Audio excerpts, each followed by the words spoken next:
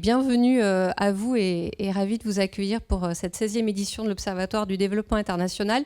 Donc 16 ans, c'est vrai que c'est impressionnant et pour moi, cette longévité, elle témoigne de la constance de notre engagement chez Bearing Point pour les sujets de développement international et de notre volonté constante de travailler sur ces sujets, bien sûr auprès du continent africain, bien sûr auprès des bailleurs, pour développer les pays émergents. Cette année, le sujet de l'étude porte sur les télécoms et sur l'expansion, l'internationalisation des télécoms. On avait travaillé sur ces sujets, on a travaillé sur ces sujets depuis plusieurs années. Et vous allez pouvoir bénéficier ce soir de la restitution des travaux et d'intervenants de très grande qualité. Merci beaucoup de votre présence. Qui viendront témoigner donc, et partager leur expérience sur l'internationalisation et l'expansion internationale des télécoms avec un angle B2B, ce qui va nous permettre d'aborder des sujets extrêmement importants. L'évolution justement en 2025 de l'internationalisation des télécoms, avec quelle stratégie finalement des entreprises après l'expansion de masse, quel choix géographique, quelle sélectivité pour à la fois développer les usages, l'intégration des chaînes de valeur. Et puis aussi comment les télécoms évoluent à l'ère de l'IA tous azimuts, comment est-ce qu'ils transcendent finalement les enjeux de commoditisation en travaillant justement de plus en plus avec leur écosystème. Et c'est aussi un élément qui pour nous est très important, d'où la table ronde ce soir avec à la fois opérateurs télécoms et banques de financement, parce que ce sont ces écosystèmes transnationaux qui permettent d'installer durablement l'innovation et la résilience. Et de mon point de vue, c'est tout l'intérêt aussi de pouvoir confronter à la fois l'expérience et l'expertise des uns et des autres à travers ces échanges.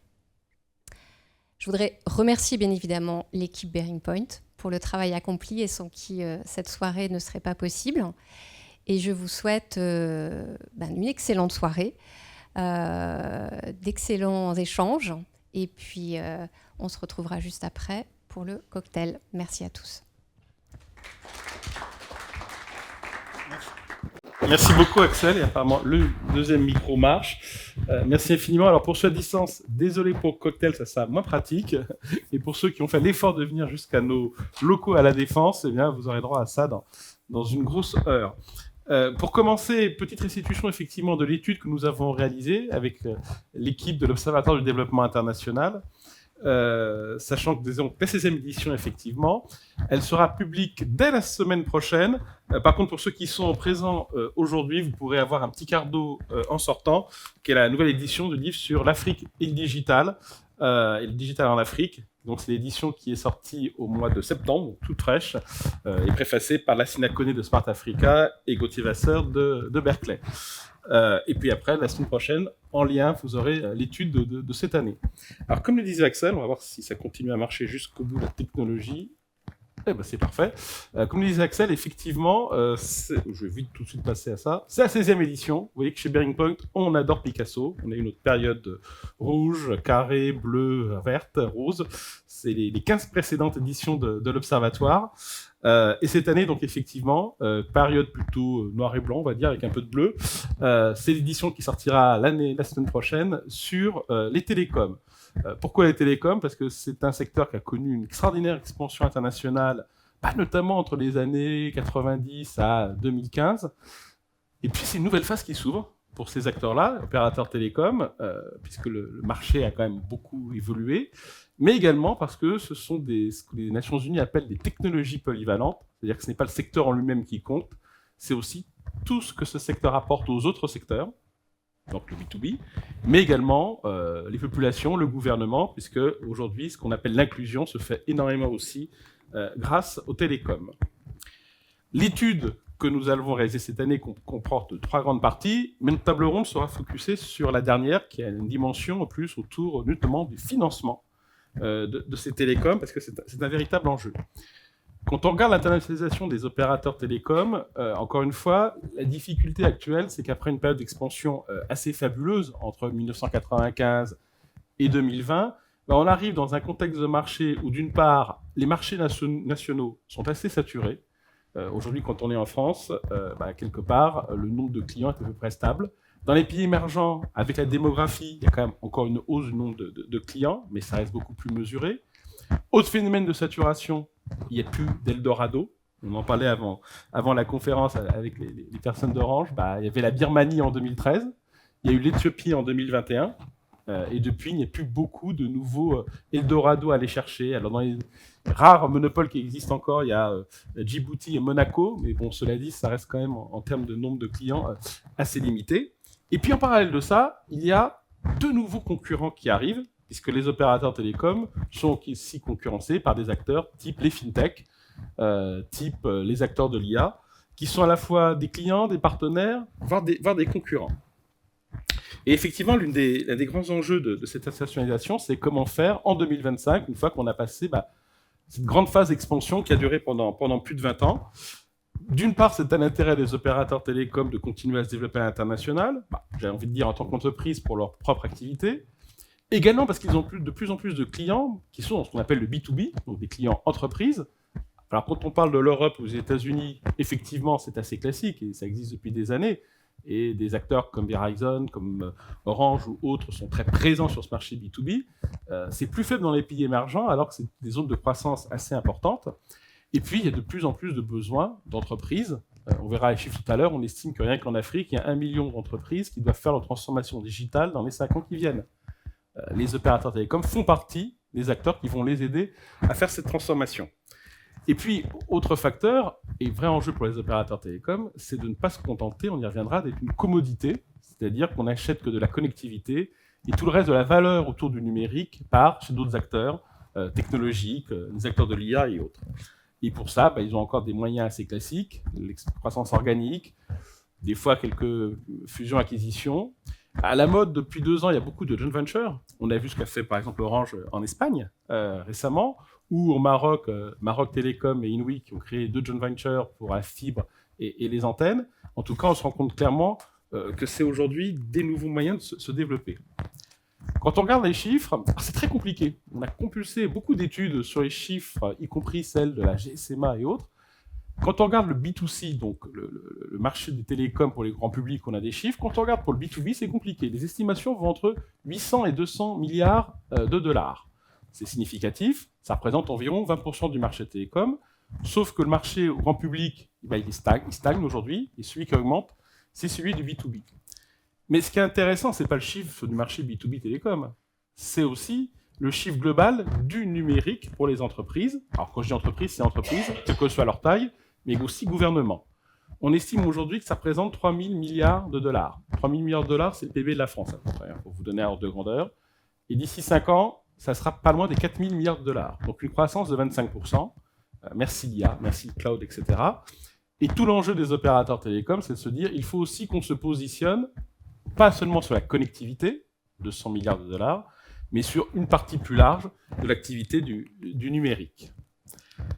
J'ai pris ici quelques planches d'Activate, qui est un cabinet de tendance aux États-Unis, qui a sorti son étude sur télécom et médias en 2026. Alors, je mets de côté la partie, encore une fois, B2C, parce qu'il y a plein de choses autour des jeux, du gaming, etc., dans les tendances à venir. Mais si on regarde uniquement la partie B2B, qu'est-ce qu'ils nous disent? Ils nous disent, d'une part, il y a de vrais enjeux de transformation dans le B2B au cours des 5 ans qui viennent pour les acteurs télécoms, et notamment quelque chose qu'on pensait un petit peu mort et disparu depuis 2-3 ans, qui était tout ce qui est réalité virtuelle, métavers et compagnie, donc eux, ce qu'ils appellent le spatial computing, mais qui, dans le B2B, a un vrai sens. Parce que les industriels, les acteurs des transports, de la logistique, de la défense, Dieu sait qu'il y a beaucoup de sujets autour de la défense et de la sécurité aujourd'hui, regardent de plus en plus ces domaines, donc c'est un sujet de croissance dans les 5 ans qui viennent.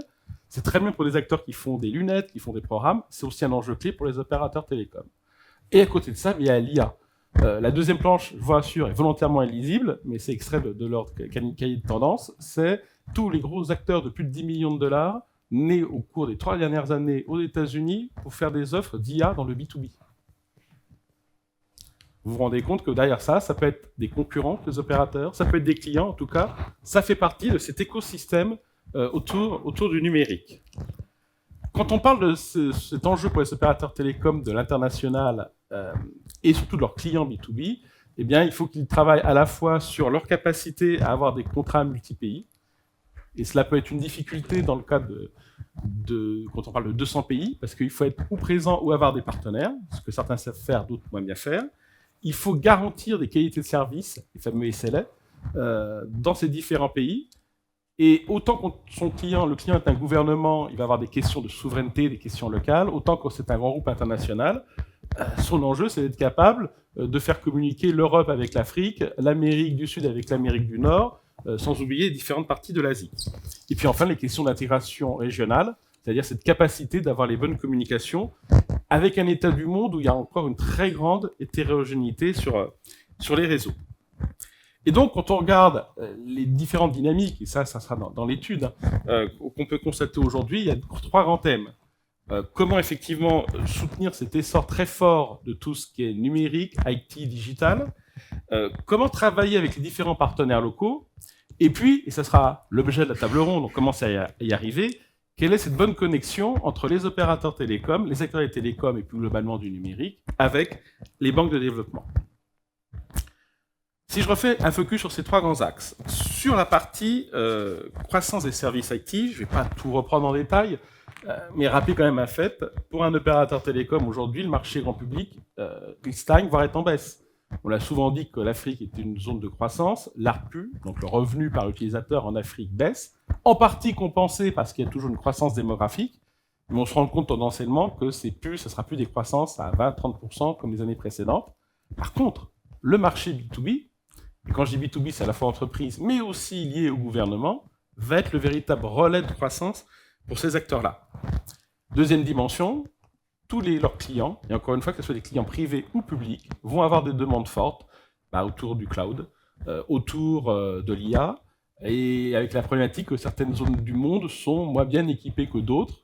Je rappelle un chiffre, 15% des internautes dans le monde sont en Afrique, 1% des data centers dans le monde sont en Afrique. Alors, il y a de bonnes raisons, accès à l'électricité, accès à l'eau, etc. Mais on voit que ça crée une inégalité. Troisième grand domaine fort, et je vous disais qu'un des enjeux pour les opérateurs, c'est pas faire de la connectivité, mais aussi de monter en valeur sur des services à plus forte valeur ajoutée. Et dans ce cas-là, ils peuvent être concurrents d'acteurs du digital, de SN, d'entreprises dans l'IA. Et bien, c'est d'aller travailler sur tout ce qui est cybersécurité, IA et les différents autres domaines. Et puis, l'accélération assez forte de la digitalisation des entreprises. Je vous citais le chiffre d'1 million d'entreprises en Afrique, par exemple, mais vous avez des situations similaires en Amérique latine, et puis surtout des gouvernements. D'ailleurs, ce sera un des sujets dans lesquels on va parler dans la table ronde, parce qu'aujourd'hui, vous avez des véritables enjeux des gouvernements dans tous les pays du monde, d'aller chercher qu'est-ce que le numérique peut apporter aux services publics, aux citoyens, à la santé, à l'éducation. J'ai souvent tendance à dire qu'il y a des très grands CDO des 5 dernières années, c'était le Covid. C'est vrai dans les pays émergents, en Amérique latine ou en Afrique, où on s'est rendu compte que le numérique pouvait aider à contrebalancer un certain nombre de faiblesses. Tout ceci s'inscrit dans un environnement où on fait de plus en plus d'innovation au niveau local, donc ça c'est la dimension frugale aussi des télécoms et du numérique, mais aussi avec des partenariats de plus en plus forts. Il y a 15 ans, l'économie des startups en Amérique latine ou en Afrique était quasiment inexistante. Quand je dis l'Afrique, c'est même il y a 5 ans. Ça a beaucoup changé depuis ces dernières années. Il y a de véritables écosystèmes, en lien avec les universités, par exemple, ou avec de grands groupes privés. Ça fait partie des enjeux aujourd'hui de développement et télécom. Les fameux partenariats publics-privés, on en a beaucoup parlé dans le secteur, notamment avec les câbles sous-marins, qui est un enjeu clé entre 2003 et de nos jours, parce que vous ne pouvez pas avoir un Internet sans câble sous-marin. On voit que ça continue avec de plus en plus de partenariats publics-privés qui se redéveloppent. On en parlera peut-être parce que ça fait partie des modèles avec les bailleurs de fonds. Et puis, on a aussi la nécessité d'avoir des approches un peu agiles, parce qu'on travaille dans le domaine du numérique, il faut aussi s'adapter. Et quand les opérateurs ne le font pas, ils peuvent avoir des concurrences, par exemple les fintechs, qui sont des problèmes, mais aussi parce qu'il y a aussi des nouvelles solutions en termes de réseau, en termes de technologie. Aujourd'hui, un des grands enjeux pour les acteurs du numérique, y compris en Amérique latine et en Afrique, Ça va être par exemple le développement des satellites. Alors tout le monde a entendu parler de Starlink, mais il n'y a pas que Starlink, ce qu'on appelle les satellites Léo, c'est devenu un des véritables enjeux et comment s'articuler avec ces acteurs. Et puis enfin, et là je commence à arriver à ce qui sera peut-être la dernière partie de l'étude, mais surtout notre thématique de la soirée, c'est le lien des opérateurs télécoms avec les bailleurs de fonds. Donc les banques de développement, ici nous avons 3 représentants, avec AFD Proparco, la Banque mondiale et la BEI, mais je vais vous les introduire dans quelques minutes. Ça devient un véritable enjeu parce que, certes, les banques de développement ont toujours travaillé dans ce domaine-là, mais on note depuis 2-3 ans une reprise. On en parlera tout à l'heure, la Banque mondiale, il y a 18 mois, a recréé une vice-présidence autour du digital et des télécoms. Il y a 5 vice-présidences à la Banque mondiale. Ça montre que c'est redevenu un véritable sujet pour la Banque mondiale. On note que les acteurs privés des bailleurs de fonds, la BEI, on aura un intervenant, Proparco aussi, la DEG en Allemagne, financent de plus en plus aussi des partenariats avec les opérateurs télécoms.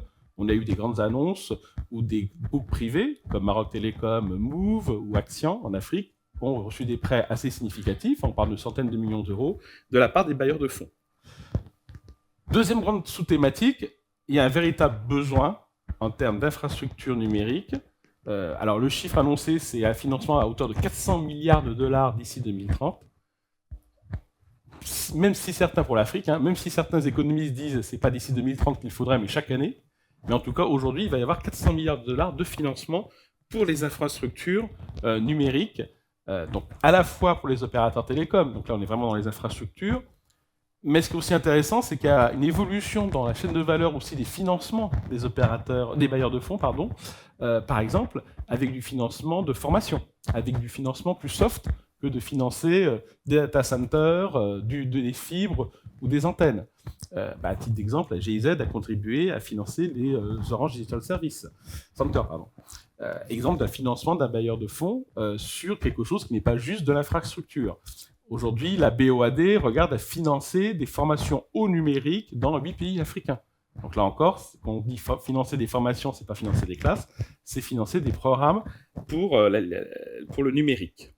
Et puis, dernier élément important, c'est que c'est un financement des bailleurs de fonds qui est à la fois dans le domaine public. Alors, ça peut être aider les gouvernements à faire du e-gouvernement. On a vu de très gros financements, par exemple, du PNUD des Nations Unies au Maroc, mais également des financements privés, et là je reviens aux exemples où des opérateurs télécoms aujourd'hui obtiennent des prêts. En synthèse, j'ai envie de dire qu'aujourd'hui, ce qui est un peu l'avenir des télécoms au niveau mondial, encore une fois, on sent que, bien sûr, il y a toujours des nouveaux usages B2C, grand public, qui vont continuer à tirer le business, mais très clairement, quand on regarde cette dimension plus B2B ou B2G, Business to Government, on se rend compte que dans les 3 grandes lignes de force, il y a la question de la souveraineté digitale, qui est un véritable sujet aujourd'hui, quand on discute avec des gouvernements africains, asiatiques, sud-américains. Leur sujet aujourd'hui, c'est que j'ai cette souveraineté numérique. Alors derrière, il y a plein de sujets sur les données, sur où sont hébergées ces données, les data centers, mais également sur la cybersécurité et sur le rôle de la connectivité. Bien entendu, l'IA devient un sujet absolument prégnant. À la fois avoir les infrastructures pour faire tourner l'IA, et puis après tout le contenu qui va avec. Et puis encore une fois, pour les opérateurs télécoms, il y a l'enjeu d'aller au-delà des services standards. Je reviens à ces fameux sujets, d'éviter la commoditisation, qui est un peu leur grande crainte, mais ça, on y reviendra peut-être. En conclusion, et encore une fois, l'objectif, c'est de faire ça assez rapidement, et pour vous donner envie de lire l'étude plus complète qui sera publiée la semaine prochaine. Quand on regarde les enjeux pour les opérateurs télécoms en 2025, encore une fois sur cet axe d'internationalisation, très clairement, on voit qu'il y a des vrais choix qui se opèrent aujourd'hui. Pendant 15 ans, il y avait un peu une course à avoir le bon footprint géographique, qui pouvait parfois être continental. Orange très présent en Afrique, Telefonica très présent en Amérique latine, Etisalat très présent entre le Moyen-Orient, l'Asie et l'Afrique. Aujourd'hui, on est de plus en plus sur des logiques, pas forcément d'expansion géographique, mais d'aller chercher le bon business, éventuellement même dans certains secteurs, et donc de pousser certaines offres sectorielles. Tout l'enjeu du B2B, et donc de se renforcer sur ces marchés-là, qui sont des marchés plus complexes, plus technologiques, et qui posent aussi des questions de compétences au sein des opérateurs télécoms. Tous les enjeux d'aller aussi chercher des relais de croissance, Alors, bien sûr, moi le premier, je vais vous dire, il faut aller en Afrique. Après, ça peut aussi poser des problèmes et des questions pour les bailleurs de fonds, parce qu'on sait qu'avec les normes actuelles, les pays africains sont très endettés, et donc certains des financements vont peut-être plus aller en Amérique latine ou en Asie. Et puis, un dernier élément clé, c'est que pour faire tout cela, c'est très bien d'avoir des télécoms, c'est très bien d'avoir des financements, mais les télécoms ne peuvent marcher qu'avec deux ressources importantes, l'électricité. Et on sait typiquement que certaines zones dans le monde, je pense à l'Afrique, sont encore avec beaucoup de problèmes. 1 milliard d'êtres humains n'a pas un accès régulier à l'électricité, 600 millions sont en Afrique. Et puis les compétences.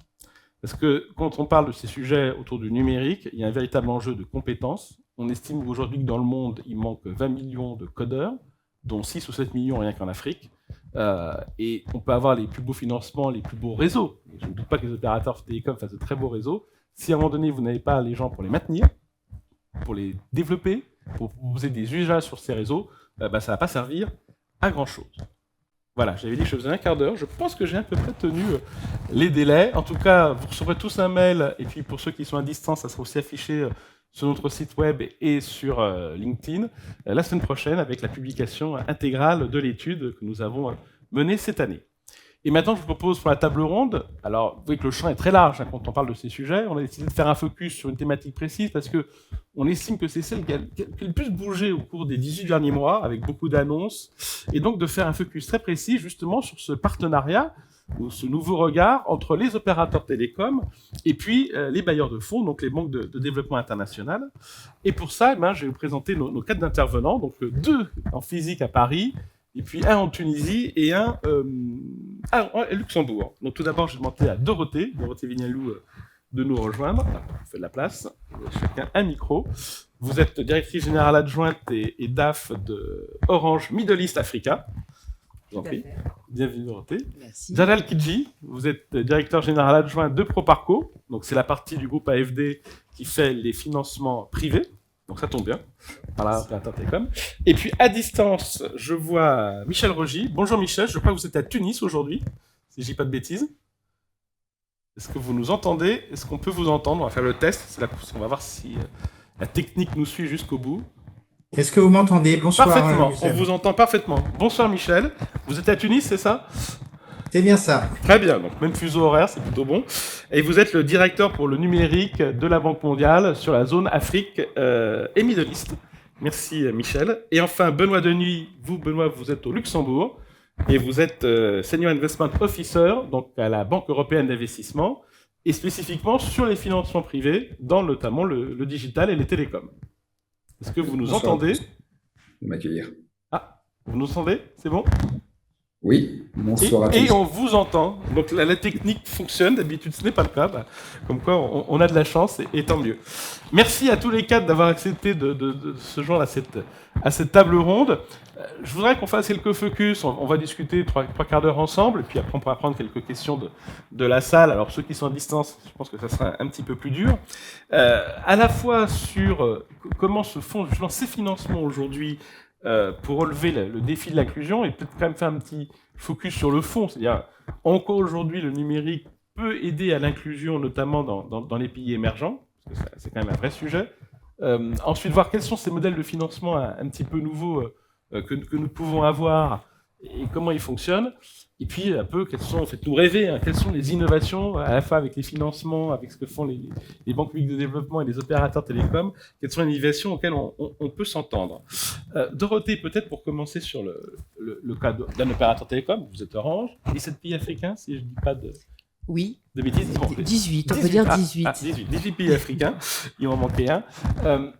Aujourd'hui, on se rend compte qu'il y a effectivement une baisse de l'ARPU, même s'il y a toujours une croissance démographique en Afrique, mais ça fait des années qu'on en parle, mais je pense que maintenant les opérateurs télécoms arrivent au cœur de cette difficulté, c'est qu'il faut aller chercher des clients dans les zones rurales. Et dans l'économie des télécoms, quand un client habite en ville, généralement il a un peu plus d'argent, donc il consomme plus. Les réseaux en ville coûtent moins cher à faire. Après, quand on va dans les zones plus éloignées, d'une part, il y a une double peine. Plus faible télédensité, donc moins d'habitants au kilomètre carré, donc il faut plus de réseaux pour toucher les gens. Et malheureusement, avec des revenus parfois plus faibles. Je rappelle qu'en Afrique, on a encore la moitié de la population qui est en zone rurale. Hein. La transition vers les villes est en cours. Comment aujourd'hui, vous qui êtes avec une partie finance hein, chez Orange, comment vous arrivez à trouver l'équation ? Alors, c'est vrai que c'est un sujet très important pour nous. Sur ces dernières années, on a quand même investi énormément. Ça nous a permis de gagner en couverture. Aujourd'hui, on a sur notre footprint, hein, sur nos 18 pays, en moyenne, on a 75% de la population qui a la 4G et donc qui a accès à la data. Ça, c'est vraiment un gros travail qu'on a fait sur ces dernières années. Et donc aujourd'hui, c'est posé la question de continuer à aller au-delà. Et cette réalité, cette moyenne de 74%, évidemment, elle n'est pas vraie par pays. Et on a des pays principalement d'Afrique centrale, en RDC, mais aussi encore en Côte d'Ivoire, Burkina, Cameroun, RCA, sur lesquels on a encore des zones qui ne sont pas du tout couvertes. Alors, ce qu'on a fait chez Orange, c'est vraiment notre marque de fabrique. On est un opérateur qui défend depuis toujours une croissance profitable et responsable. Donc, c'est vrai que la première question qu'on s'est posée, c'est l'efficacité. Il fallait que dans ces zones-là, on ait des investissements qui soient particulièrement efficaces. Et pour ça, alors déjà, on bénéficie un peu, on a un effet volume, hein, c'est très utile quand on... mais pour s'attaquer à ce sujet-là, on a décidé de lancer un RFP, donc sur un volume important de sites, qui soit adapté aux zones rurales et aussi qui soit sur des modèles très standardisés. En fait, on s'est rendu compte que sur l'ensemble de nos footprints, on a finalement beaucoup de configurations différentes et ça nous coûte un peu cher. Donc, on a défini 2 principales configurations pour ces sites ruraux et on a obtenu des tarifs, des très bons tarifs. Voilà. Alors, qu'ils soient aussi adaptés, c'est-à-dire qu'ils sont nativement en énergie solaire, avec des panneaux solaires.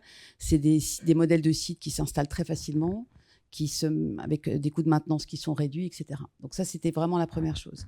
La deuxième chose, c'est de travailler sur les usages, de faire en sorte que, même si on est dans des zones où il y a ultra-rural, souvent dans des villages hein, où il y a assez peu d'habitants, qu'on puisse développer les usages. Et donc là, c'est tout l'écosystème Orange qu'on offre, c'est-à-dire évidemment la connectivité réseau, mais aussi tout ce qui est autour des services financiers mobiles, et qu'on est en train de développer assez fortement, et puis aussi l'énergie, puisqu'on a des box énergie. Donc en fait, c'est tout ça qu'on offre. On a aujourd'hui déployé plus de 1500 de ces sites sur à peine 2 ans, là, sur ces dernières années. On veut accélérer, et on se rend compte que les ARPU sont plutôt au-dessus de ce qu'on avait estimé. Que notamment sur la data, on pensait que ça serait vraiment des usages très voix, et en fait non. Ces sites sont évidemment tout de suite en 4G, hein, donc ils permettent d'utiliser la data. Donc on se rend compte qu'on a un meilleur retour sur investissement, et donc on continue à développer ces usages.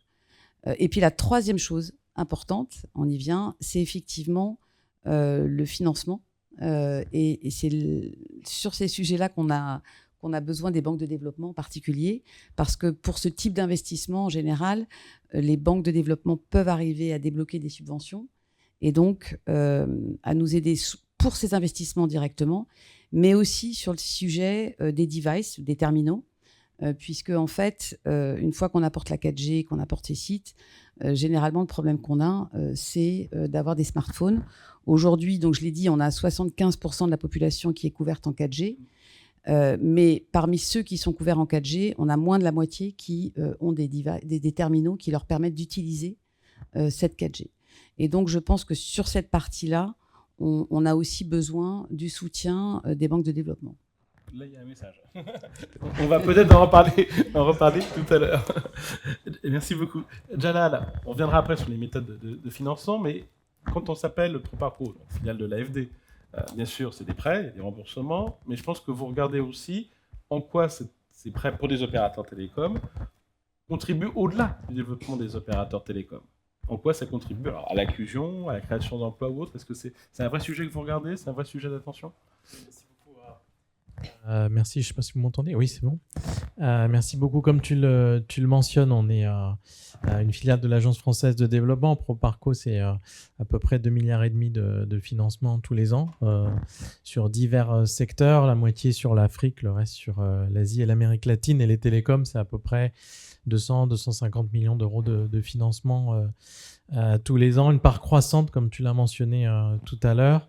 Et nous sommes une institution financière de développement, donc on a des objectifs spécifiques. Et pour revenir à ta question, on regarde l'aspect impact à 3 niveaux. D'abord, lorsqu'on identifie des financements, on va voir en fonction des zones géographiques, on aura des priorités. Quand on est sur un pays émergent en Asie ou en Amérique latine, on ne va pas avoir le même regard que lorsqu'on va financer un projet en République centrafricaine. Et à chaque fois, on va chercher des impacts différents avec 3 typologies d'impact. Soit du développement économique durable. Donc, quand on va être en Afrique et quand on va financer une infrastructure, y compris télécom, on va contribuer au développement économique, à l'accès pour tous. Quand on est en Amérique latine ou en Asie, on va regarder des choses un peu différentes.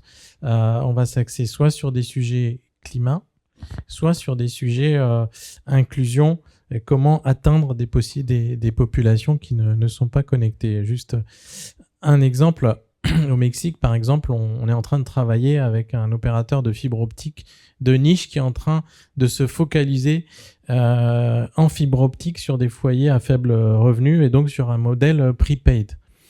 Sur de la fibre optique to the home, jusqu'au dernier miles. Donc ça, c'est quelque chose qu'on va regarder et on va identifier ce financement parce que le business model se focalise sur cette typologie d'impact. Donc ça, c'est ex ante avant de financer un projet. Ensuite, en cours de financement, on va travailler avec des opérateurs tels que la Sonatel, par exemple, au Sénégal. Et puis non seulement on va contribuer au financement de leur développement, mais on va aussi voir comment on peut les encourager à avoir des impacts additionnels. Donc on va par exemple on va moduler le taux d'intérêt qu'on va facturer en fonction de par exemple la formation numérique au Sénégal. Donc ça, c'est une deuxième typologie de mesures d'impact. C'est accompagner un financement avec des carottes, des sortes d'incentives financiers pour que l'opérateur aille plus loin en termes d'impact. Et puis, dernier axe, et on va regarder ex post, une fois qu'on a financé, finalement, quel est l'impact actuellement, réellement atteint lorsqu'on finance. Et ça, on le fait, par exemple, en 2024, le groupe AFD a déployé à peu près 400-450 millions de financement. Et puis, on va essayer de mesurer le nombre d'utilisateurs atteints. Et puis ensuite, on va regarder non seulement l'impact en termes d'accès, mais aussi en termes d'amélioration de la qualité de vie. Et il y a 15 ans de cela, tu te rappelles, on a travaillé avec Bearing Point sur les impacts à long terme d'une augmentation de l'accès aux télécoms à Haïti. Et là, on a d'autres typologies d'impact qu'on essaie de mesurer. C'était aussi des impacts sur l'accès à la santé, l'emploi, etc. On va voyager un petit peu, on va aller au Luxembourg pour commencer. Benoît, pareil, au niveau de la BEI, en plus vous avez travaillé d'abord côté plutôt secteur public et après maintenant côté financement privé. Mais comment, quand on est une banque qui doit quand même à un moment donné aussi entrer dans ses prêts et retrouver son argent, vous arrivez à trouver ce mixte entre on finance des projets d'acteurs privés dans les télécoms, donc ils doivent rapporter de l'argent, tout en ayant quand même un impact social lié au climat. La BEI est la banque du climat. Comment vous arrivez à concilier ce qui peut paraître inconciliable, en fait? Oui, alors peut-être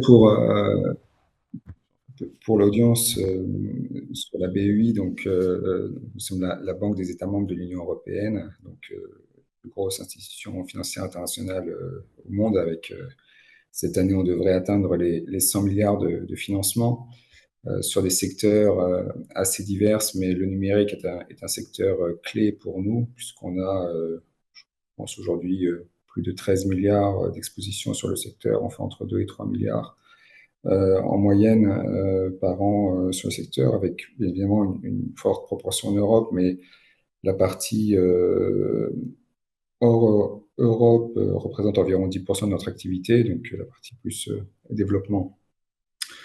Ensuite, par rapport à ta question, Jean-Michel, au final, nous, notre approche, un peu comme Proparco, cet axe de développement est au sein de ce qu'on fait. C'est-à-dire qu'on regarde un projet bien évidemment par rapport à sa viabilité financière, mais principalement sous un angle de développement économique et social. Donc, on financera un projet qui financièrement est viable, mais ce n'est pas le seul critère. Le fait que son retour économique et social soit plus important que le retour financier est primordial. Tu as mentionné les aspects climat, parce que nous sommes la banque du climat. Je pense que les opérateurs, et peut-être que si Orange pourra en témoigner un peu, a fait beaucoup d'efforts dans ce sens, hein, des engagements par rapport aux accords de Paris, beaucoup d'activités sur la réduction de leurs émissions. Donc on accompagne l'industrie justement dans cette transition. Notamment avec des projets, par exemple en accompagnant Orange en Guinée avec un fournisseur, Enesco, donc pour le déploiement de sites en zone rurale, donc avec des solutions vertes. Donc, encore une fois, ça permet aux opérateurs d'avancer cette transition en leur donnant accès à un financement à long terme pour ce type d'actifs qui le requièrent. Ensuite, sur d'autres problématiques, notamment sur les problématiques de cybersécurité qui sont de plus en plus importantes, on déploie la stratégie de l'Union européenne qui est d'accompagner l'équipement en technologie catégorisée de confiance. Ça aussi, ça peut apporter un surcoût ou des complications autres. Certains équipementiers qui ne sont pas catégorisés comme de confiance par la Commission européenne ont parfois un réseau beaucoup plus développé sur certains pays émergents, que ce soit un réseau sur l'accompagnement client, sur la gestion des réseaux. Donc le fait de pouvoir intervenir de la sorte nous permet de faire une différence, et vraiment ces politiques publiques sont au cœur de ce que nous faisons. Merci Benoît. Passons en Tunisie. Michel, c'est pas vous faire un jour de dire que la Banque mondiale, je pense, était le premier grand bailleur sur ces sujets du numérique, du digital. Aujourd'hui, en 2025, comment vous soutenez des politiques publiques, justement, qui vont dans le sens de ce financement d'infrastructures pour un numérique inclusif? Alors, je dis infrastructure, mais je peux reprendre ce que disait Dorothée. Au-delà des infrastructures, ça peut être aussi les équipements en terminaux qui sont aussi un enjeu, je pense, pour les populations. Merci beaucoup Jean-Michel et Bearing Point pour l'invitation ce soir. Je commencerai par dire que si on garde en tête le rapport de la Commission des Nations Unies sur le large bande de 2020, comment connecter l'Afrique d'ici 2030, on était sur un volume d'investissement total de 10 milliards par an, dont 75% est attendu du secteur privé. Donc, ce qui guide notre discussion avec les gouvernements, c'est comment mobiliser la capacité d'investissement du secteur privé. Et donc, on a trois axes principaux de dialogue avec les gouvernements. Le premier, c'est le cadre légal et réglementaire incitatif. Donc, on parle de cadre prévisible, que ça soit dans les conditions d'entrée sur le marché, et on peut promouvoir des acteurs spécialisés comme les acteurs de tour, les acteurs wholesale de fibre optique. Il faut permettre la diversité technologique.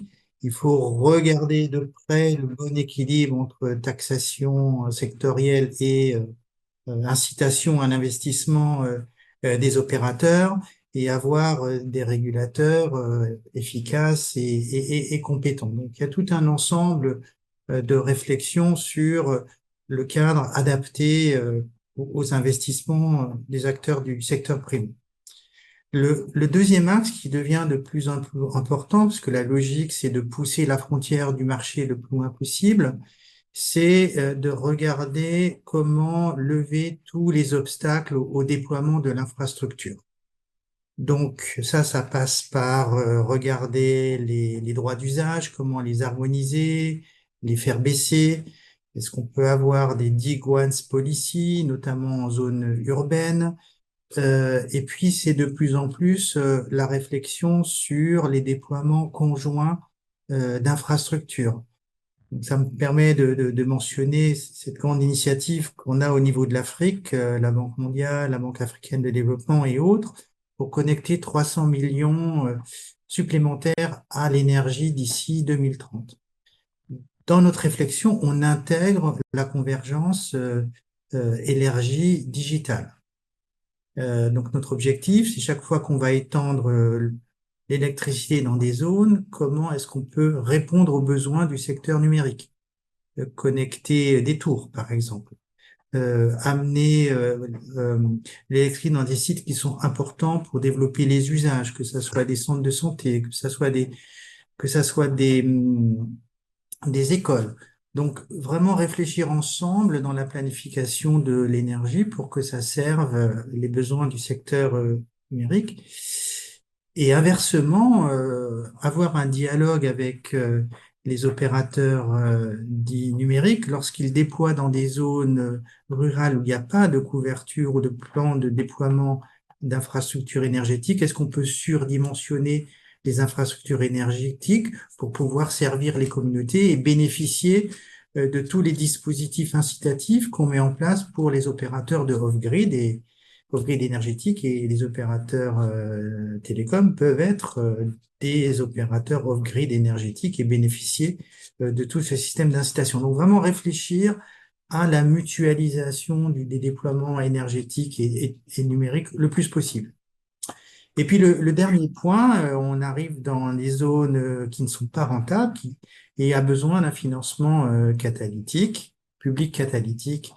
Et donc c'est là aussi où on essaie de travailler dans la meilleure intelligence possible avec les gouvernements et les acteurs du secteur privé pour que ça soit un financement catalytique et pas un financement qui va provoquer un effet d'éviction.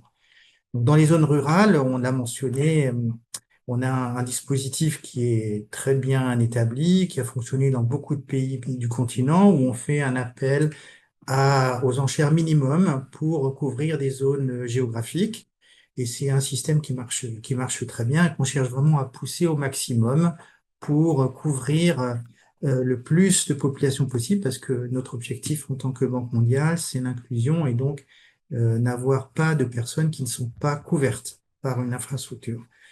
C'est aussi une réflexion qu'on a sur le middle mile, parce que dans beaucoup de pays à couverture géographique importante, il faut connecter les zones rurales. Et donc là, on a des systèmes de mise en place de SPV avec financement public minoritaire pour inciter à la mutualisation des infrastructures. Par exemple, au Nigeria et en République démocratique du Congo, c'est une approche qu'on déploie. Et puis finalement, dans les câbles sous-marins, pour les très petits pays comme le Libéria, la Sierra Leone, eh bien, il y a besoin de compléter les investissements du secteur privé pour avoir un accès direct aux câbles sous-marins.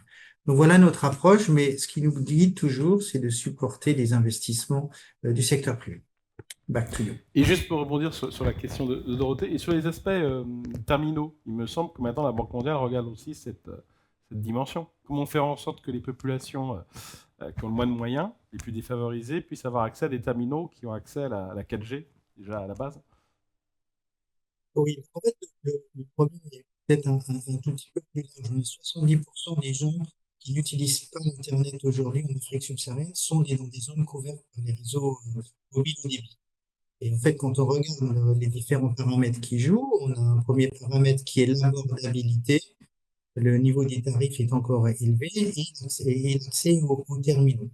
Et je pense que sur les terminaux, on est en pleine phase de réflexion, en interaction avec les opérateurs mobiles pour trouver quel serait le bon modèle à poursuivre. Parce que on ne pense pas que distribuer des smartphones est une solution qui est pertinente.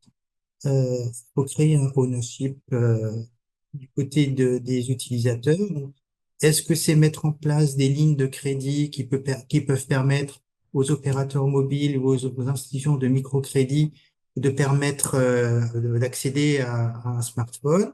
C'est quelque chose qu'on a mis en place pour les intrants agricoles, par exemple, pour acheter des faucilles, des houes, des pelles. Est-ce qu'on pourrait imaginer le mettre en place pour les smartphones? Donc, on est vraiment ouvert à cette discussion et on pense qu'elle ne peut aboutir qu'avec une discussion avec les opérateurs télécoms, qui sont ceux qui vont après servir ces clients avec les services. Très bien. Je voudrais maintenant qu'on fasse un focus justement sur les moyens, les outils de financement. Donc on va laisser parler les trois banquiers, et après Dorothée, vous pouvez faire vos courses en fonction de ce qu'ils vont dire.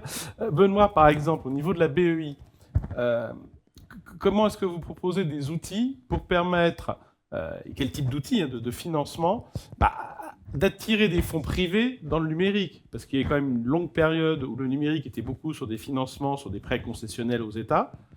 Un détournement, même s'il y avait déjà eu des financements, Jalal parlait du cas de Digital en Haïti, c'était il y a plus de 15 ans, c'était assez minoritaire. Là, on voit que depuis quelques années, il y a de plus en plus de financements privés, pour le privé.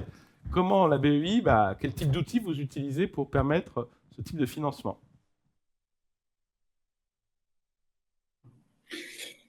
Oui, je pense que nous avons, notre activité sur le secteur des infrastructures numériques est fort axée sur le secteur privé. Plus de 90% de l'activité est avec le secteur privé sur les, je vous disais, environ 13 milliards d'expositions. Donc on a les outils. Ensuite, je pense que ce qui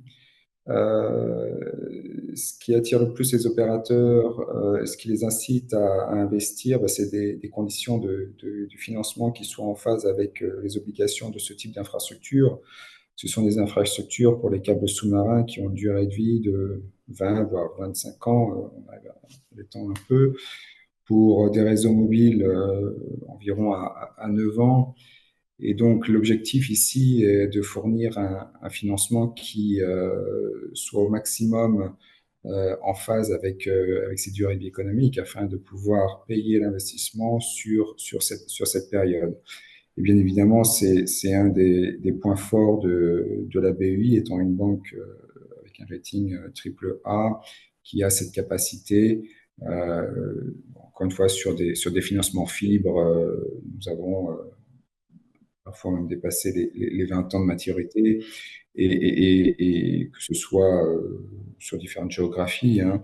Et en Afrique, pour des déploiements mobiles, on est très souvent sur des maturités de 8-9 ans, encore une fois tout à fait en phase avec ceci. Ensuite, c'est vrai que, comme je disais, on aime donner quand même un aspect développement à ces projets, et c'est un peu intrinsèque à cette industrie, c'est-à-dire que les bénéfices socio-économiques, et tu en as fait part un peu lorsque tu as présenté ton étude, vous avez fait beaucoup de littérature aussi à ce sujet, mais on essaie parfois aussi d'aller plus loin, notamment par la mobilisation de subventions qui vont nous aider à augmenter le retour économique et social de ces projets. Je pense par exemple sur les câbles sous-marins à l'acquisition de capacités pour les centres de recherche et d'éducation, ce que nous avons fait sur le câble Blue Raman par exemple, ou le câble Medusa. Voilà, il y a d'autres projets dans ce sens sur lesquels on va inciter le secteur privé à investir sur des zones moins rentables. Donc on mobilise des subventions pour justement couvrir la différence de retour sur investissement offerte par par ces géographies. Merci Benoît. Michel, la Banque mondiale finance beaucoup de projets, encore une fois, tant publics que privés, via l'IFC. Comment vous vous assurez que ce n'est pas du saupoudrage? Comment vous vous assurez que finalement, au final, ça a un vrai impact et non une multitude d'initiatives qui finalement pouvaient avoir un impact plus limité? Alors, je vais me concentrer sur la partie publique parce que je représente la partie IBRD, IDA du groupe de la Banque mondiale. Et donc, nos prêts sont des prêts ou des dons auprès des gouvernements. Et donc, ce qui nous importe, c'est l'impact, l'impact en termes d'accélérateur de développement et aussi de levier pour la transformation structurelle des économies en Afrique, hein. Quand on compare le développement de l'Asie et le développement de l'Afrique au cours des 25 dernières années, on voit que l'Asie a réussi sa transformation structurelle, mais l'Afrique est en retard. Et on pense que le numérique est un des ingrédients nécessaires pour pouvoir assurer la transformation du secteur agricole et de faire basculer une grande partie du secteur informel vers le secteur formel. Donc notre objectif, c'est ça. Alors, comment est-ce qu'on arrive à avoir un focus dans notre relation avec les gouvernements? Alors, je vais faire référence à un sommet sous-régional qu'on vient de boucler la semaine dernière à Cotonou avec les 22 ministres du numérique de la région Afrique de l'Ouest et du Centre. Et donc, en fait, la déclaration de Cotonou, elle appelle à se donner 3 objectifs principaux de travail. Le premier, c'est close the usage gap. Comme je le disais avant, on a développé les infrastructures, elles couvrent une grande partie de la population. Il n'y a pas d'usage productif de l'Internet. Comment est-ce qu'on peut booster les usages productifs? Donc ça, c'est développer les services financiers mobiles, on en a parlé, développer des services e-gouvernement qui sont importants pour les populations, comme l'état civil, le Digital ID, pour pouvoir accéder à tout un ensemble de services, travailler sur les skills, les compétences pour pouvoir utiliser le numérique, et puis continuer à travailler sur l'abordabilité. Le deuxième grand axe de travail, c'est créer des emplois de meilleure qualité dans le numérique, en augmentant la taille des marchés, hein. Le continent africain est un continent avec beaucoup de petits pays. Ça suffit pas pour développer des activités à l'échelle dans le numérique. Comment créer des marchés uniques, harmoniser les régulations au-delà des pays et puis faire converger sur des approches coordonnées. Par exemple, lorsqu'on va réfléchir AI ready data center, on peut pas en mettre dans tous les pays, ça n'a pas de sens économique. Donc, comment arriver à converger vers une certaine forme de coordination sur ces enjeux-là. Et puis le dernier point, c'est l'intelligence artificielle. J'ai commencé à en parler. On pense que c'est une logique d'usage d'abord qu'il faut avoir. Comment utiliser l'AI sur la base des infrastructures et des technologies existantes pour améliorer l'efficacité dans les usages agricoles, dans les usages santé, et donc créer une capacité à pouvoir innover sur l'intelligence artificielle, comme on l'a fait sur le paiement mobile et comme on l'avait fait avant dans le développement des réseaux mobiles. Donc, arriver à leverager cette capacité d'innovation sur la base des technologies existantes. Merci Michel. Dalal, l'AFD prête de l'argent.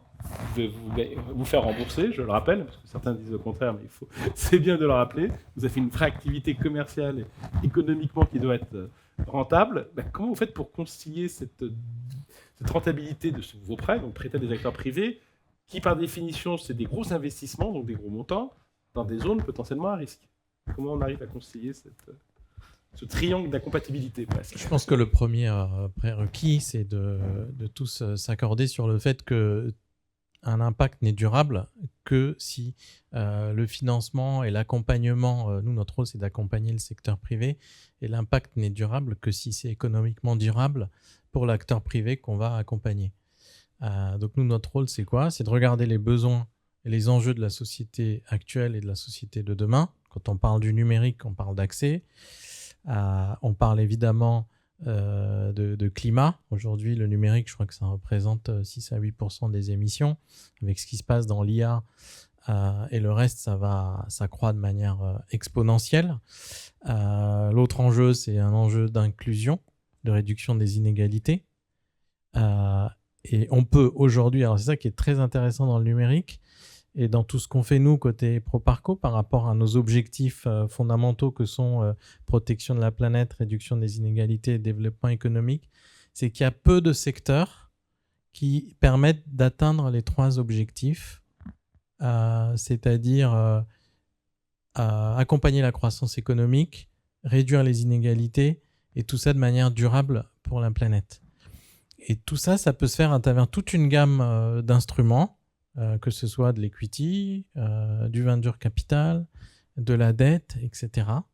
Donc, on regarde les enjeux, on a toute une palette d'instruments et on travaille avec qui ? Avec des opérateurs privés. Et on a besoin de les accompagner à travers ces différents instruments. Et chaque instrument financier a son couple risque-rentabilité. Proparco, comme tu le rappelles, est une institution financière autonome. Et on a un objectif de développement, mais on se doit d'être autonome financièrement. Donc, à chaque fois qu'on prête de l'argent, on doit être remboursé.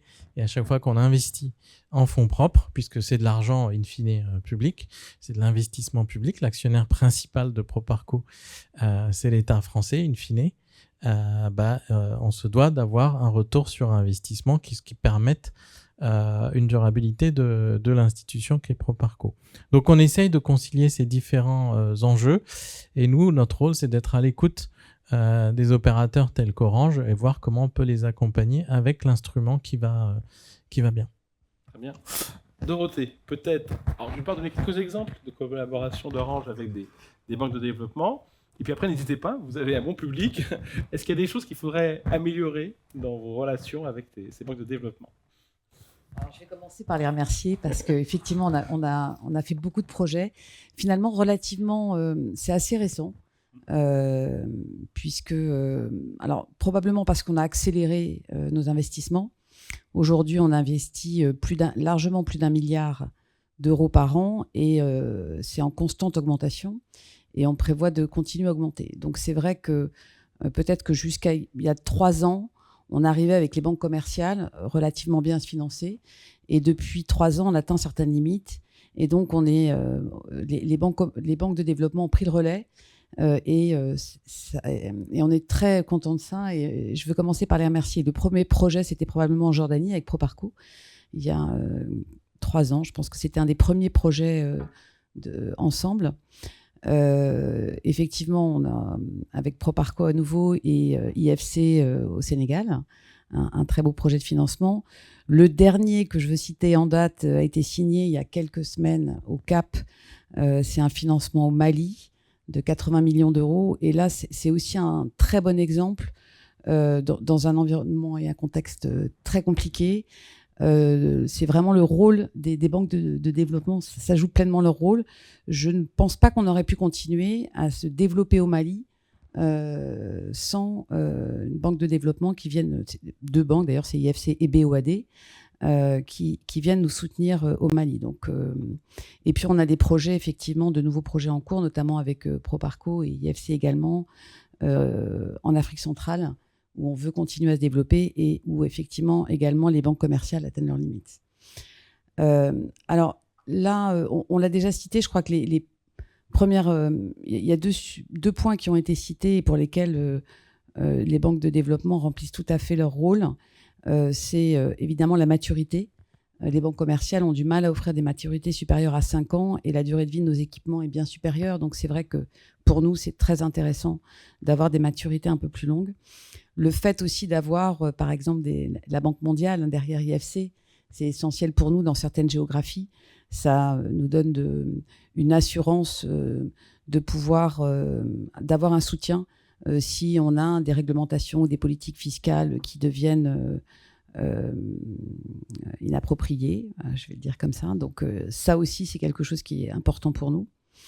Là où on a un peu plus de difficultés et on recherche des solutions, c'est sur la problématique de la devise, puisque nous opérons évidemment dans la géographie, notre chiffre d'affaires est en monnaie locale. Et donc, sur des maturités longues, c'est compliqué pour nous de nous endetter en devises fortes. Et généralement, les banques de développement ont plutôt des devises, des dollars, des euros, etc. Donc là, effectivement, c'est un des sujets qu'on essaye d'adresser ensemble. Il y a des solutions. Il y a aujourd'hui des premiers outils de couverture, mais qui sont assez chers. Donc, les banques de développement peuvent nous accompagner là-dessus. Elles peuvent aussi offrir des garanties aux banques locales. Ça, c'est, à mon avis, aussi un très bon levier. Et derrière nous, on peut emprunter auprès de ces banques commerciales locales. Voilà, donc on est en train de travailler, je pense, c'est un des sujets importants pour nous. Et puis, j'en ai parlé tout à l'heure, aussi essayer de trouver ensemble des financements un peu innovants sur des sujets autres que des infrastructures. Donc, j'ai parlé des terminaux peut-être à travers du crédit, mais je pense aussi au microcrédit. On est en train de... Donc, Orange, vous savez, aussi à travers Orange Money, présent sur les services financiers mobiles. Et pour nous, le sujet de l'inclusion financière est aussi essentiel. Et on se rend compte de l'attrait pour le microcrédit, à la fois d'ailleurs sur nos distributeurs qui peuvent eux-mêmes développer, et puis sur l'ensemble de nos clients qui sont très demandeurs. On a des modèles qui fonctionnent bien, puisque ce sont nos clients telco à qui on prête de l'argent. Donc, c'est quand même sécurisé. On a des datas, on les connaît. Mais effectivement, ce n'est pas notre métier d'être banquier. Donc, on a besoin de partenaires, on a besoin de soutien pour nous aider, des garanties pour permettre de développer ce microcrédit. Voilà. Moi, je propose de rebondir sur votre point parce que je pense que c'est un vrai sujet. Comment est-ce que les banques de développement peuvent aider les opérateurs ou les acteurs du numérique à la fois à aller au-delà de la connectivité, c'est-à-dire pas seulement financer les câbles et autres, également tout en regardant cette dimension, parce que tous les quatre, vous en avez parlé, importante autour du climat, de l'ESG. Hein. On sait que le numérique, ça a beaucoup d'importance et de valeur. D'un autre côté, il faut gérer les déchets quand on parle des batteries, il faut gérer les questions liées à l'électricité et l'eau quand on parle des data centers. Donc on voit aussi qu'il y a des impacts qui peuvent être plus compliqués à gérer. Donc comment est-ce que vous avez rêvé aussi à trouver cet équilibre? Peut-être on va commencer par Michel. À Tunis, si vous nous entendez toujours. Donc, comment est-ce que vous arrivez à trouver cet équilibre, à la fois proposant de financer autre chose que les pures infrastructures, mais également tout en étant vigilant sur les dimensions d'impact, notamment climatique, de ce développement du numérique?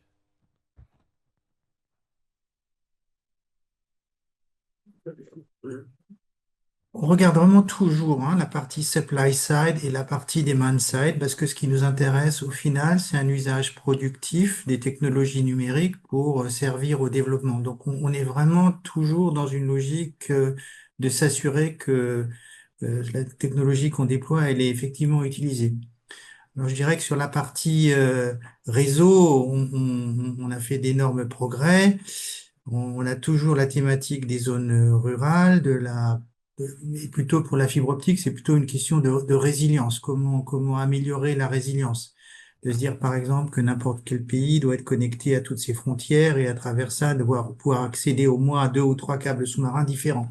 Juste pour réfléchir sur les situations de crise qu'on a pu connaître dans certains pays de la sous-région. Mais notre principal focus maintenant, c'est vraiment les usages. Comment développer des usages productifs? Donc, ce qu'on a partagé sur les paiements mobiles, c'est un exemple parfait d'un service productif dont la plupart des gens ont besoin. Et donc, la question, c'est maintenant qu'on a mis en place un premier niveau, comment développer d'autres choses sur cette plateforme, hein. On a parlé microcrédit, on peut parler assurance, et puis ensuite, on peut relayer, nous, l'utilisation sur toutes les utilities, énergie, etc., avec nos projets Banque mondiale.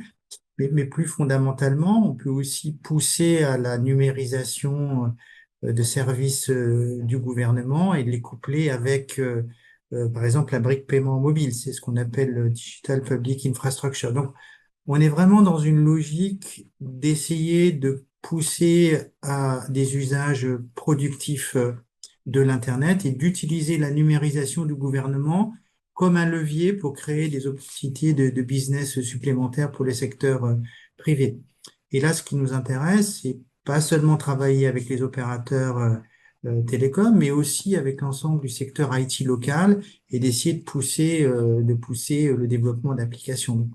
Peut-être juste pour terminer, lorsqu'on promeut une solution, par exemple, de Digital ID ou une solution de dossier patient informatisé, comme le cas qu'on a au Sénégal en ce moment, on essaye de pousser pour avoir des solutions ouvertes sur lesquelles les acteurs de l'écosystème vont pouvoir développer leur application et continuer à faire grandir le marché pour tout le monde. Merci Michel. Jalal, quelle place justement de toutes ces questions climatiques dans vos financements? C'est des questions que vous regardez? Ça compte dans vos critères d'attribution? Oui, je pense que déjà, première remarque, c'est tous nos financements au niveau groupe AFD doivent être alignés à Accord de Paris. Donc ça, c'est le premier axe d'analyse, un peu défensif, c'est-à-dire qu'on ne va pas financer un projet, quel que soit le secteur, si on pense qu'il est désaligné. Ensuite, on a un objectif clair, c'est qu'au moins, tous les ans, sur les 2,5 milliards, il y a au moins 1 milliard d'euros de ces financements sur ces 2,5 milliards qui soient à co-bénéfice climat.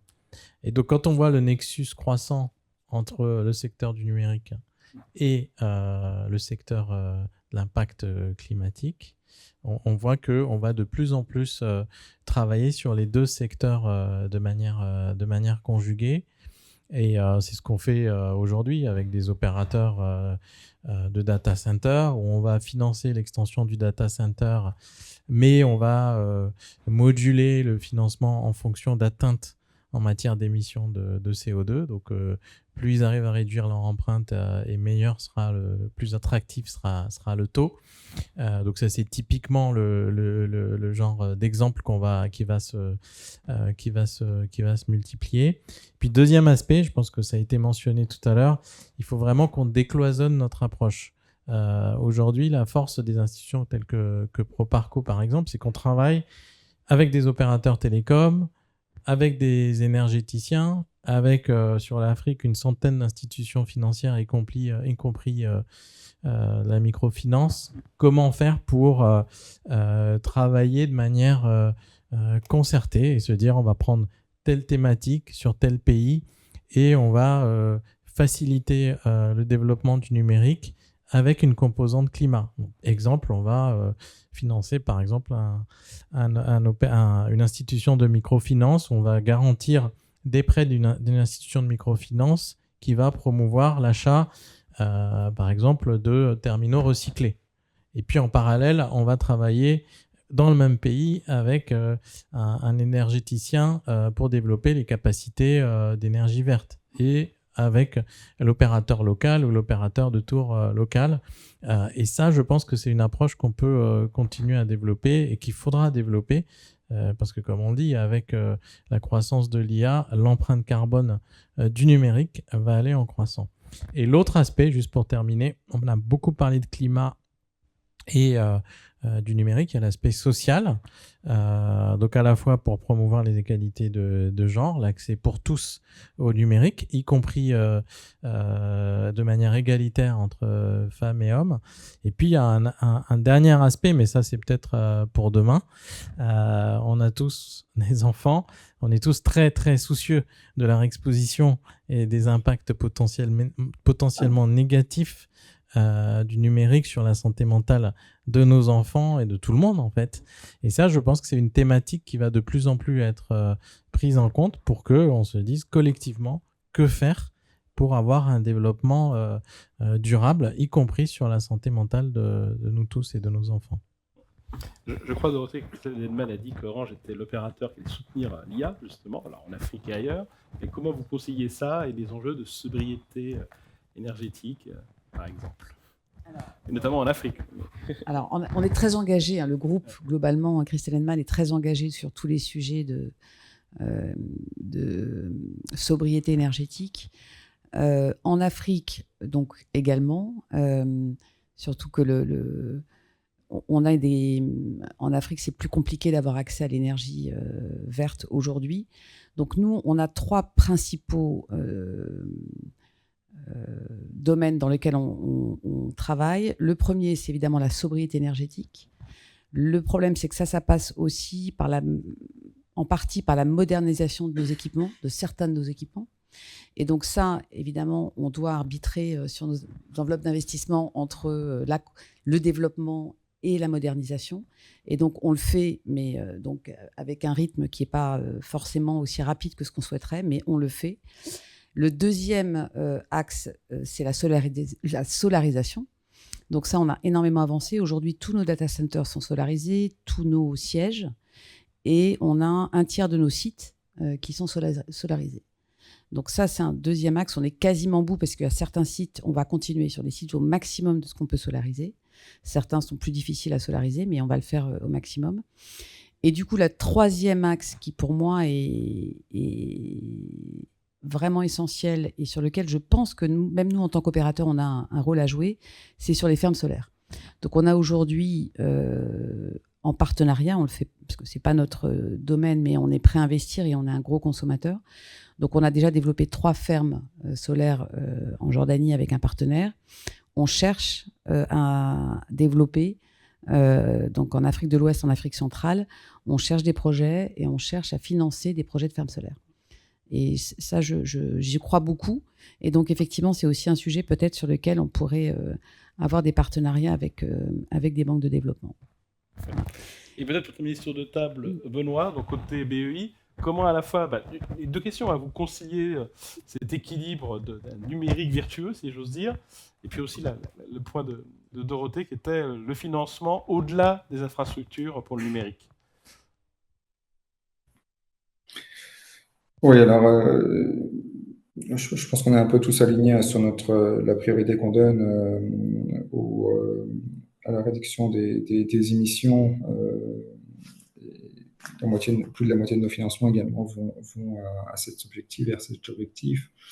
Je trouve en effet que le financement de fermes solaires attachées aux opérateurs télécoms est extrêmement intéressant. On a pas mal de clients, d'opérateurs qui nous approchent dans ce sens. Et clairement, les banques de développement, surtout sur les géographies que Dorothée soulignait, sont bien placées pour apporter un financement pertinent. Ensuite, sur les usages, je suis assez d'accord avec Michel, ça doit être une priorité et je pense que Dorothée nous y invitera également puisque les usages, ce qui permet de créer de la valeur sur l'infrastructure qui est déployée autant sur les solutions d'inclusion numérique, mais bien d'autres domaines applicatifs peuvent créer de la valeur sur ces infrastructures et donc créer des usages supplémentaires. Dans ce cadre, on est déjà intervenu, notamment en financement direct, surtout sur des fintechs. Alors, il est vrai qu'on a regardé pas mal de dossiers en e-agriculture sur l'Afrique subsaharienne. On a eu un peu plus de mal à aller de l'avant, mais je pense qu'il reste néanmoins des opportunités intéressantes. Ensuite, on a quand même financé aussi beaucoup le secteur applicatif, plus en intermédiaire via nos participations dans des fonds comme Partech Afrique, comme Django, comme Telcom, qui financent bien évidemment beaucoup le secteur des fintech, mais beaucoup le secteur du e-commerce, beaucoup le secteur notamment justement de l'e-agriculture avec des solutions, par exemple dans les zones rurales pour l'optimisation des flux de marchandises et principalement de biens agricoles. Tout ça crée déjà un développement économique dans des zones rurales qui donne un pouvoir d'achat aux usagers, notamment pour la consommation de services numériques, mais crée cette valeur au sein de communautés, encourage des usages nouveaux qui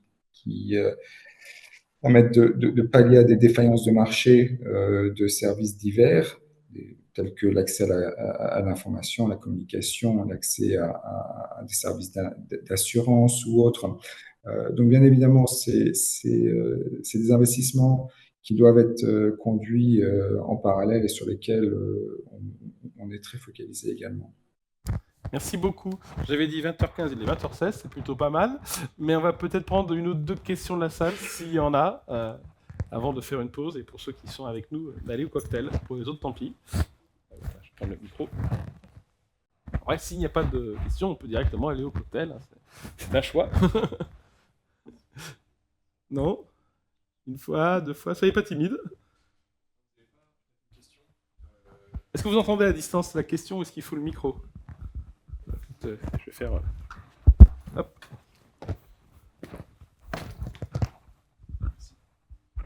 Merci. Oui, vous n'avez pas évoqué dans vos échanges le rôle des hyperscalers, en fait. Typiquement en Afrique, on le voit avec Tout Africa, avec Equiano, etc. Bon, je suis un peu surpris, malgré tout, parce qu'on voit bien qu'ils ont quand même, ces dernières années, essayé de compenser un manque, notamment sur le continent africain, pour effectivement faire en sorte de donner accès au pays à la connectivité internationale, pour compenser effectivement le manque d'investissement potentiel des opérateurs et peut-être aussi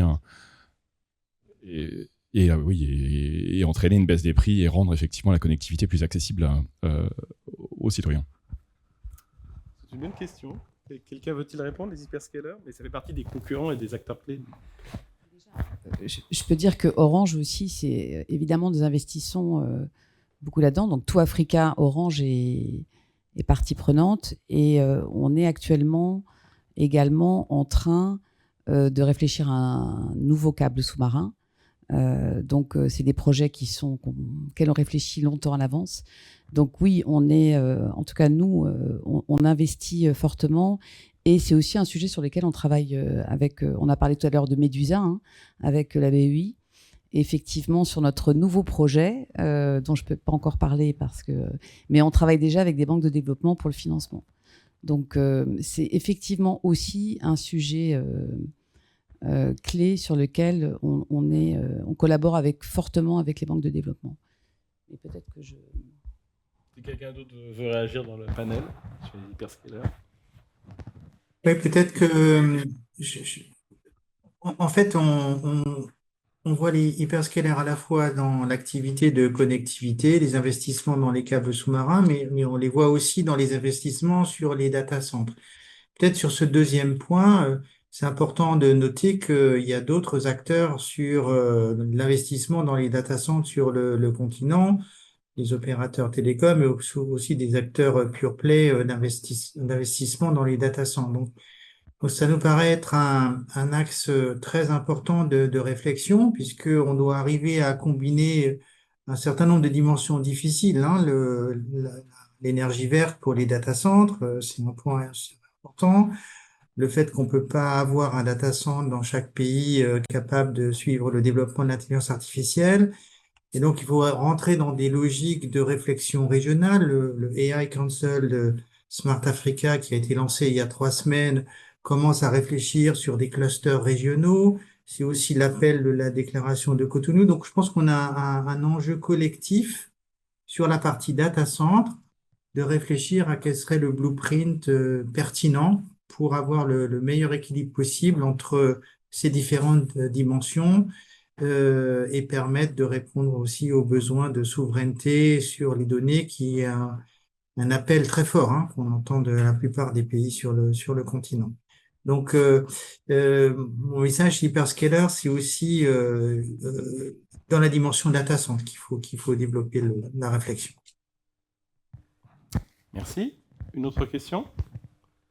Une fois, 2 fois. Oui, alors, oui. Derrière, je ne voyais pas, c'est l'effet lumière dans la figure.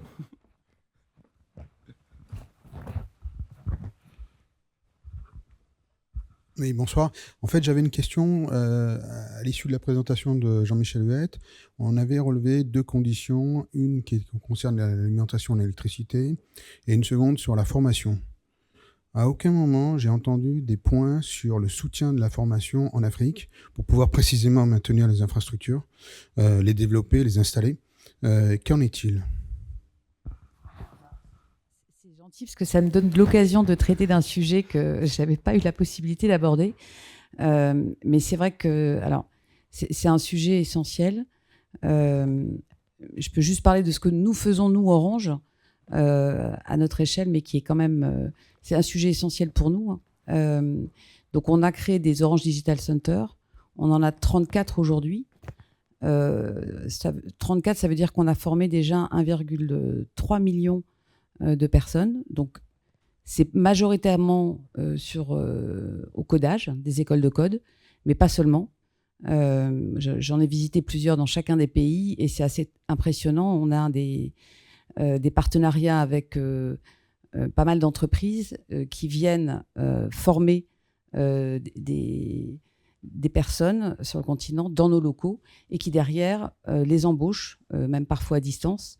Et donc très souvent, c'est 1,3 million de personnes. Dans beaucoup de cas, il y a des emplois à la clé.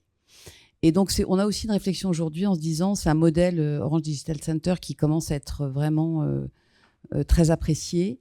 Et on est sollicité par des pays, même sur lesquels on n'opère pas en tant qu'opérateur, qui seraient intéressés pour qu'on implémente ces Orange Digital Center. Donc c'est aussi une réflexion qu'on a, de voir comment on peut développer cet outil-là, avec qui et comment on le développe, même au-delà des pays dans lesquels on opère.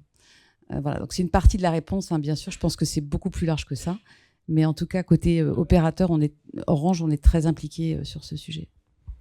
Non, juste pour rebondir sur le fait que c'est typiquement le genre de thématique où il y a un acteur privé comme Orange qui va développer ce type de service qui sera utile non seulement directement à Orange, mais à toute la société, à tout le pays dans les pays dans lesquels vous intervenez.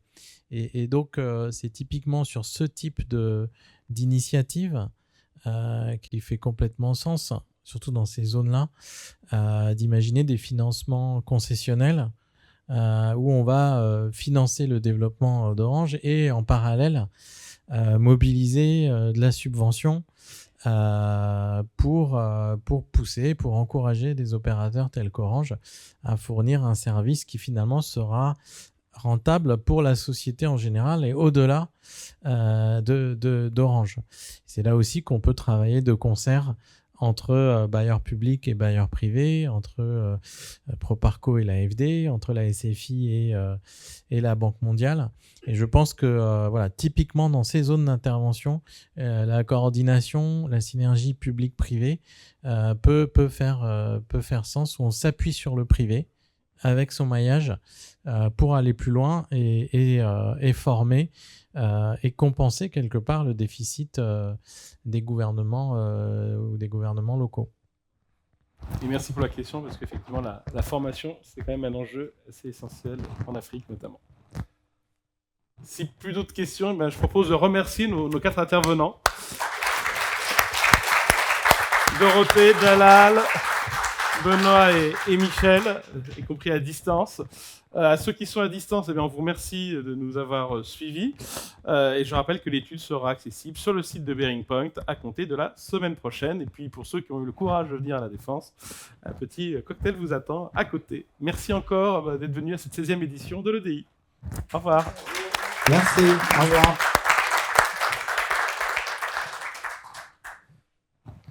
Donc c'est Paris.